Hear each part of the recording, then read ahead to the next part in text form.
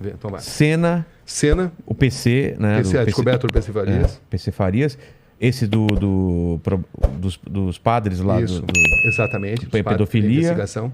Iraque. Esse do Iraque é o da orelha. Essa da orelha, exatamente. Em nome de Alá. Em nome de Alá, Afeganistão. Relatos de um sequestro. Quando eu fui sequestrado pelas Farc, eu e o cinegrafista, né? E o produtor. Isso foi quando? Foi durante a Copa do Mundo da África do Sul. Foi em 2006. E você estava lá numa matéria sobre eles mesmo?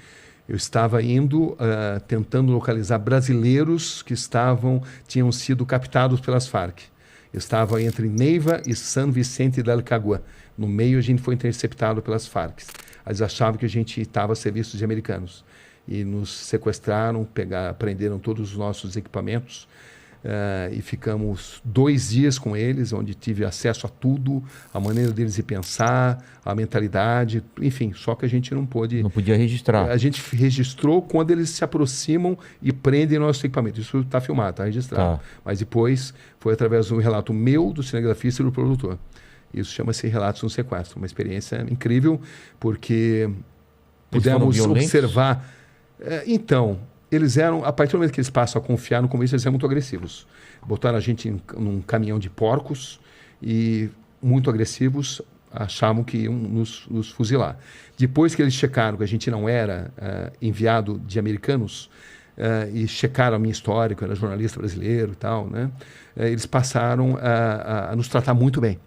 E ficamos 3 dias com eles, onde tivemos acesso a muitas mulheres que eram assim, totalmente doutrinadas à filosofia comunista, o porquê que eles agiam dessa forma, o porquê deles acreditarem. Guerrilheiras também, todos eles armados e totalmente doutrinados e acreditando nos ideais comunistas. Entendeu? Uma grande formação do porquê eles eram obrigados a usar as drogas para se sustentar, entendeu? Porque era por uma causa justa. Enfim, batemos longos papos, uma noite inteira conversando com eles ali.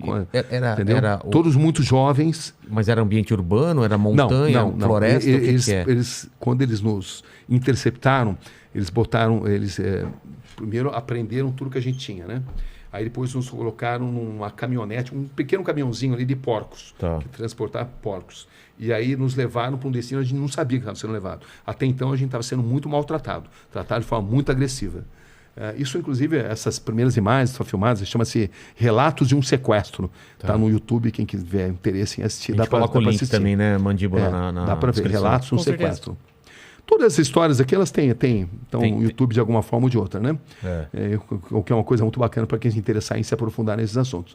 Mas, enfim, aí eles levaram numa fazenda, porque é o seguinte, nessa região, que é a região de Neiva e San Vicente del Cagua, eles tinham assim, um apoio muito grande dos fazendeiros. Porque eles tinham assim, um relato muito empolgante de uma sociedade igualitária, e essa doutrina ela é captada por camponeses muito pobres.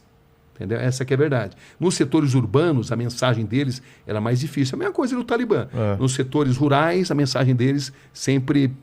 ressoa mais. Ressoa mais, né? Se propaga mais. Já nos setores urbanos, mais intelectualizados, menos. Entendi. É a mesma coisa das Farc. Nos setores rurais, a mensagem deles sempre foi mais forte, né?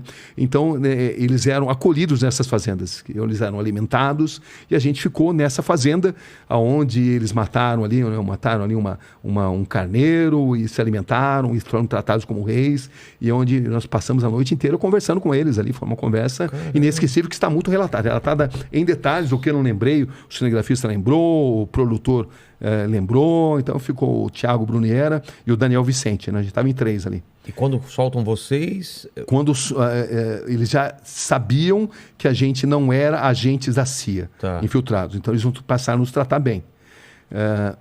Chegaram até a dizer, em algum momento você pode voltar aqui, entendeu? Mas isso nunca chegou a acontecer.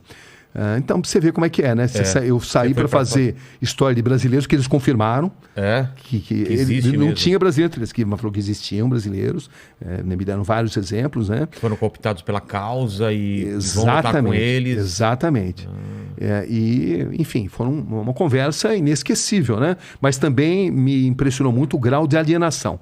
Como eles eram assim, manipulados. Tinham um conhecimento geral muito pouco do que acontecia no Brasil, do que acontecia no mundo, porque eles eram muito manipulados intelectualmente. tinham até alguns boas intenções, eu notava isso, algumas boas intenções, mas eram doutrinados em acreditar na existência de um mundo de fantasias. Entendi. Né? Parecido com um culto quase, né? Exatamente. Muito, muito parecido com isso. Caramba. Isso impressionava muito o entusiasmo, como eles acreditavam na causa. A paixão, né? A paixão, uma coisa muito apaixonante dos homens, das mulheres, e de como eles estavam dispostos a tudo, a morrer por aquilo. Eles estavam dispostos a morrer. Como eu tive a chance de entrevistar guerrilheiros do Hamas, estavam dispostos a vestir uma bomba, e aquilo não era um problema, porque eles acreditavam que iam ter as 7 virgens no pós-vida. Enfim, é um outro tipo de concepção de vida, né? E precisa ser interpretado dessa forma.